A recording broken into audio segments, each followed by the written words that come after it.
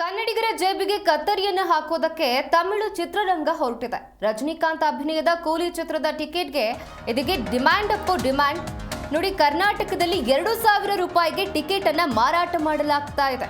August 14ರಂದು ತೆರೆ ಕಾಣಲಿರುವಂತಹ ಬಹುನಿರೀಕ್ಷಿತ ಕೂಲಿ ಸಿನಿಮಾ. ಈ ಕೂಲಿ ಸಿನಿಮಾದ ಟಿಕೆಟ್ ದರ ಎಷ್ಟು ಅಂತ ಹೇಳಿದ್ರೆ 2,000 ರೂಪಾಯಿ. ಕೂಲಿ ಚಿತ್ರದ ಟಿಕೆಟ್ ಕರ್ನಾಟಕದಲ್ಲಿ ದುಬಾರಿ ಬೆಲೆಗೆ ಮಾರಾಟ ಮಾಡಲಾಗ್ತಾ ಇದೆ. ಟಿಕೆಟ್ ದರ 200 ರೂಪಾಯಿ ನಿಗದಿ ಪಡಿಸುವಂತೆ ಸರ್ಕಾರದಿಂದ ಅಧಿಸೂಚನೆ ಕೂಡ ಹೊರಡಿಸಲಾಗಿತ್ತು.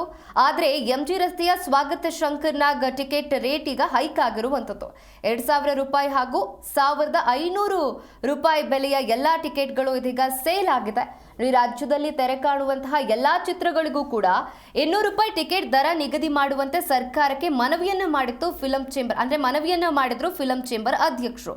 ಆದರೆ ಫಿಲಂ ಚೇಂಬರ್ ಅಧ್ಯಕ್ಷ ನರಸಿಂಹಲು ಅವರ ಒಡೆತನದ ವೈಷ್ಣವಿ ಚಿತ್ರಮಂದಿರದಲ್ಲೇ ಇದೀಗ ರಜನಿ ಸಿನಿಮಾಗೆ ಟಿಕೆಟ್ ದರ ಎಷ್ಟು ಅಂತ ಹೇಳಿದ್ರೆ 800 ರೂಪಾಯಿ ನಿಗದಿ ಮಾಡಿದ್ದಾರೆ.